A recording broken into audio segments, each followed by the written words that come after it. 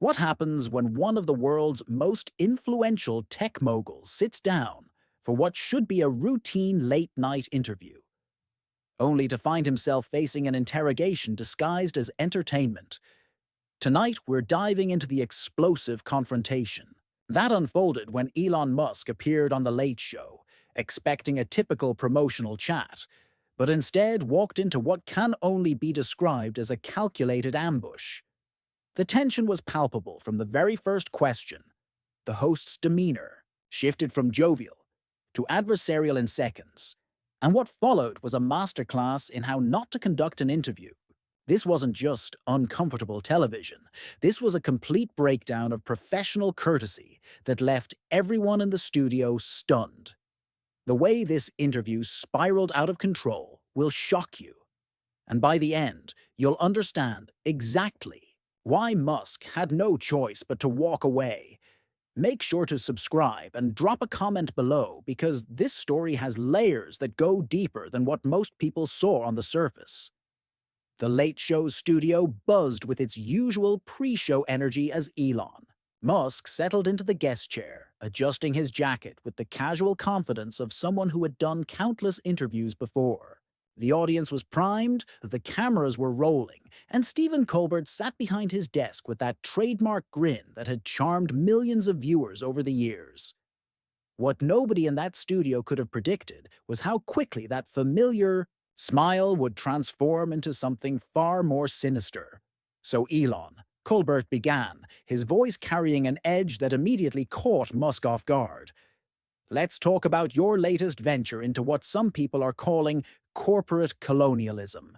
The phrase hung in the air like a loaded weapon, and Musk's eyebrows raised slightly, clearly not expecting such an aggressive opening. This wasn't the typical softball question about rockets or electric cars that he had prepared for. "I'm sorry, corporate colonialism?" Musk responded, his tone measured but with a hint of confusion. "I'm not sure I follow your meaning there, Stephen." Colbert leaned forward, abandoning any pretense of casual conversation. "Oh, I think you know exactly what I mean. You've built an empire on the backs of government subsidies while positioning yourself as some kind of free market hero. Isn't that a bit hypocritical?" The studio audience shifted uncomfortably in their seats, sensing the sudden shift in atmosphere. This wasn't the playful banter they had come to expect from The Late Show. Musk's jaw tightened, almost imperceptibly, but his voice remained steady. "Stephen, I think there might be some misconceptions here. Tesla has paid back every government loan early, with interest. SpaceX has saved NASA billions compared to traditional contractors. We're talking about partnerships that benefit everyone involved. Partnerships," Colbert repeated with a sardonic laugh that felt more cruel than comedic. "Is that what we're calling it when you take taxpayer money to fund your personal space fantasies while people can't afford healthcare?" The question wasn't just loaded. It was designed to provoke, and everyone in the studio could feel the hostility radiating from the host's chair. The audience was dead silent now, the usual laughter and applause conspicuously absent. Musk straightened in his chair, his business instincts kicking in, as he recognized this wasn't going to be the promotional opportunity his team had arranged. "I think you're fundamentally misunderstanding how these programs work," he said, his voice gaining strength. "These aren't handouts, they're investments in American innovation and jobs." But Colbert wasn't finished.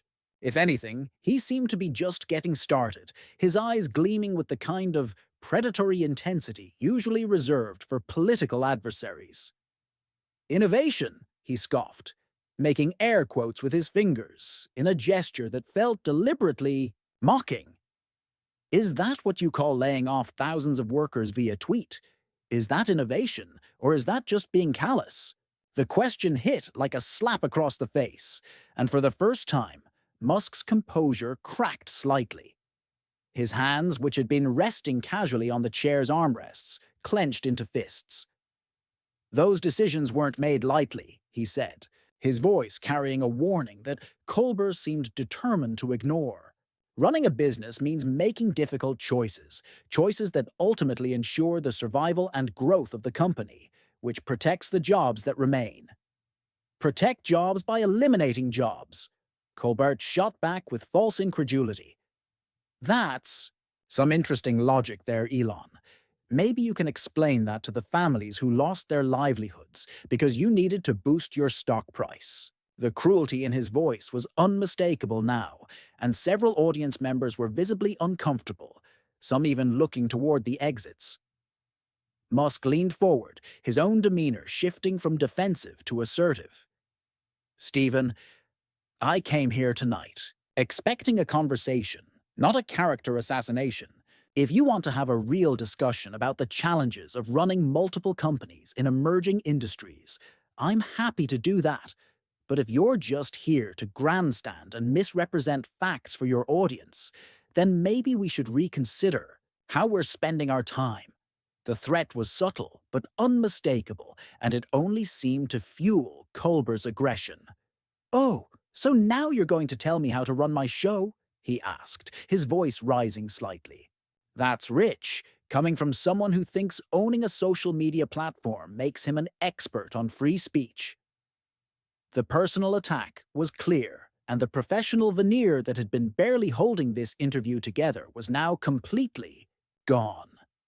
Musk's eyes narrowed, and when he spoke, his voice carried the kind of cold authority that had built multiple billion-dollar companies. I think there's a difference between defending principles and what you're doing right now, which seems to be deliberately trying to provoke a reaction for entertainment value. Entertainment value? Colbert repeated, his laugh now openly hostile. You know what I find entertaining, Elon? Watching billionaires squirm when someone finally asks them the tough questions instead of kissing their feet. The mask was completely off now, and what sat behind that desk was no longer a comedian or an interviewer, but something far more vindictive. The studio had gone from uncomfortable to genuinely tense, with crew members exchanging worried glances, and the audience sitting in stunned silence. This wasn't comedy anymore. This was something much darker, and everyone present could feel that they were witnessing something that would be talked about for years to come. Musk sat perfectly still. For a moment, his mind clearly processing not just what was being said, but the calculated nature of the entire setup. The silence stretched for what felt like an eternity before Musk finally spoke, his voice carrying a deadly calm that seemed to lower the temperature in the entire studio. You know what, Stephen? I think I'm beginning to understand what's really happening here. This isn't about asking tough questions. This is about ratings, isn't it?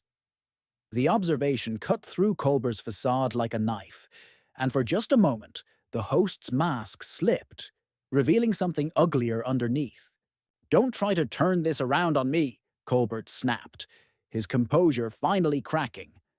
I'm not the one who bought a social media company just to settle personal scores.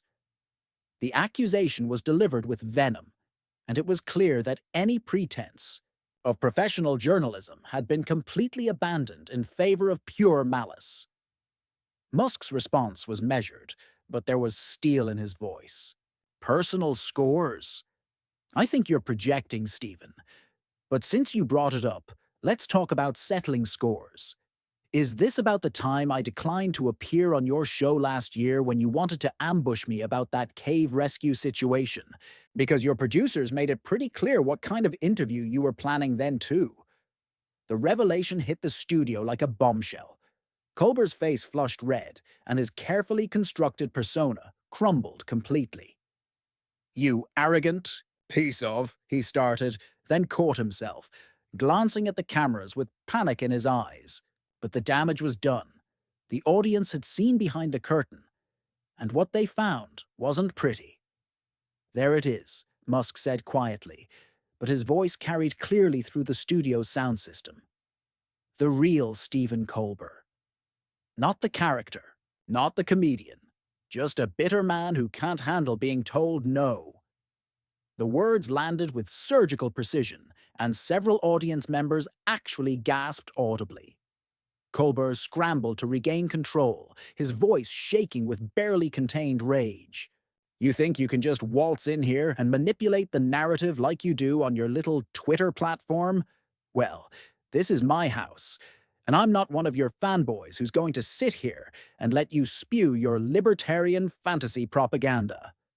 My platform, Musk corrected, his voice growing stronger with each word, is about free speech, something you claim to support until someone uses it to point out your hypocrisy.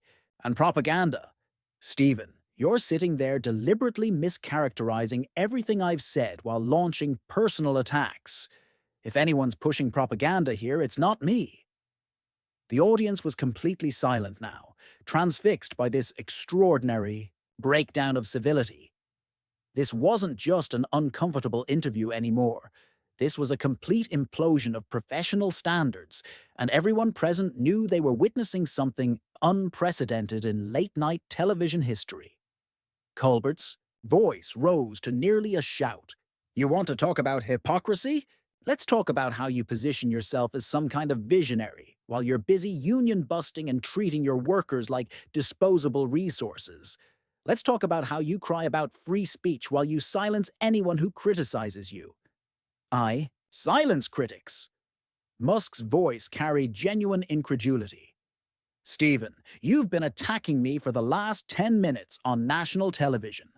If I were in the business of silencing critics, don't you think this conversation would have gone differently? But I guess facts don't matter when you're more interested in performing for your audience than actually seeking truth. The word, performing, seemed to hit Colbert like a physical blow. His entire career was built on performance, on creating characters and manipulating emotions, and having that thrown in his face on his own show was clearly more than he could handle. Don't you dare lecture me about truth, he snarled, abandoning any attempt at maintaining his public persona. You're a charlatan who's convinced the world you're some kind of genius when you're really just a rich kid who bought his way into other people's innovations. The personal nature of the attack crossed every line of professional decency, and Musk's response was immediate and devastating. Rich kid? Stephen, I immigrated to this country with nothing. I worked my way through college, slept on couches, lived on dollar hot dogs. Everything I've built from the ground up. But you wouldn't know anything about that, would you? You've spent your entire career hiding behind characters and other people's writing, taking credit for other people's work while attacking those who actually create things. The accusation hung in the air, like a toxic cloud. Colbert's face went from red to pale, and for a moment he looked genuinely wounded. But instead of backing down, he doubled down on his aggression. At least I'm not pretending to save humanity while I'm destroying it. At least I'm not selling false hope to desperate people while I line my pockets with their dreams. False hope? Musk's voice was incredulous. Stephen, we've landed rockets that everyone said were impossible to land. We've built electric cars that everyone said nobody would buy. We've created a global internet constellation that's bringing connectivity to remote areas around the world. What exactly is false about any of that? What have you created lately besides division and bitterness? The question struck home with devastating accuracy. Colbert's show, his entire brand, was built on negativity, on tearing down rather than building up, and having that reality thrown in his face seemed to break something inside him. I don't have to justify my career to you, he said, his voice now shaking with pure rage. I don't have to sit here and let you turn my show into your personal propaganda platform. Then don't, Musk said simply, rising from his chair with fluid grace. Stephen, I came here tonight hoping for a real conversation. I came here with respect for you and for your audience. But what I found instead was someone more interested in performing cruelty than seeking understanding. Someone more interested in destruction than creation. And honestly, that's not something I need to be part of. The studio fell into absolute silence as Musk stood, his decision clearly made. Colbert stared at him with a mixture of shock and fury, clearly not expecting his guest to simply refuse to continue participating in the ambush. "You can't just walk away," he said, his voice carrying a note of desperation. "We're in the middle of an interview." "No, Stephen," Musk replied, his voice calm but final. "We're in the middle of an attack.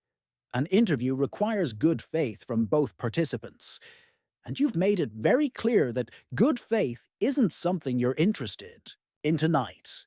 The power dynamic in the studio had completely shifted, and everyone present could feel it. Colbert, who had started the evening in complete control of his domain, now found himself desperately trying to salvage a situation that was spiraling beyond his ability to manage.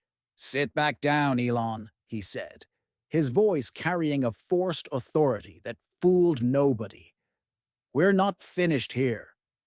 Musk turned back toward the host's desk, his expression a study in controlled disdain. "Oh, but we are finished, Stephen. We were finished the moment you decided that ambush journalism was more important than actual journalism. We were finished when you chose personal vendetta over professional integrity." His words carried the weight of absolute finality, and Colbert seemed to shrink under their impact. "Personal vendetta?"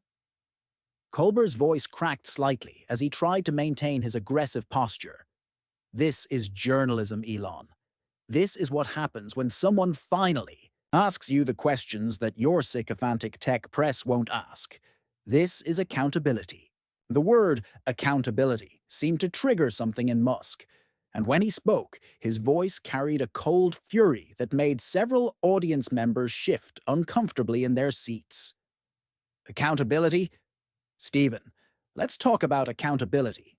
Let's talk about how you've spent this entire interview misrepresenting facts, launching personal attacks, and abandoning every principle of fair journalism. Let's talk about how you've turned what should have been a conversation into a public execution for your own entertainment." Colbert's desperation was becoming more apparent with each passing moment. "You think you're above criticism. You think, because you have billions of dollars and a cult following, that you can just dismiss legitimate questions about your impact on society." "Legitimate questions?" Musk's eyebrows raised in genuine disbelief. "Stephen, you called me a charlatan, accused me of being a fake genius, and suggested I'm destroying humanity while pretending to save it. Those aren't questions. Those are accusations. Those are the tactics of someone who's already made up their mind and is just looking for a platform to spread their prejudices." The audience was transfixed, watching this extraordinary confrontation unfold in real time. Several people had their phones out, clearly recording what they recognized as a historic moment in television. The crew members looked uncertain, unsure whether to keep filming or intervene, caught between their professional obligations and their obvious discomfort with what was happening. Colbert made one final desperate attempt to regain control. "Fine.